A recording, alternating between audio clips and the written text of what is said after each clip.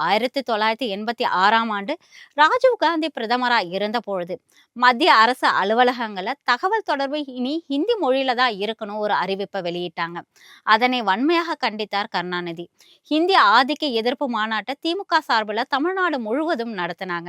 திமுகவுடைய ஹிந்தி எதிர்ப்பு போராட்டங்கள்ல அந்த காலத்துல அக்கட்சியின் இளைஞரணி செயலாளராகவும், தற்போது தமிழக முதல்வராகவும் இருக்கக்கூடிய ஸ்டாலினுடைய பங்களிப்பு மிக முக்கியமானதாக இருந்துச்சு. அறிஞர் அண்ணா முதல் தற்போது திமுக கட்சியின் ஆட்சியையும் வழிநடத்தும் மு.க. ஸ்டாலின் வரை ஹிந்தி எதிர்ப்பு என்பது திமுகவுடைய வளர்ச்சி பயணத்துல மிக முக்கியமான ஒரு கூறாகவே பார்க்கப்படுது. இந்த நிலையில தான் தற்போது தேசிய கல்விக் கொள்கையை ஏற்றுக்கொண்டால் மட்டும்தான் தமிழ்நாட்டிற்கு கல்வி நிதி வழங்கப்படும்னு மத்திய கல்வி அமைச்சர் தர்மேந்திர பிரதான் கூறியிருக்கிறாரு. இதற்கு முதலமைச்சர் மு.க. ஸ்டாலின் கடும் கண்டனத்தை தெரிவித்ததோடு மீண்டும் எங்களை ஹிந்தி திணிப்பு போராட்டத்திற்கு தள்ள வேண்டாம்னு எச்சரிச்சிருக்காங்க.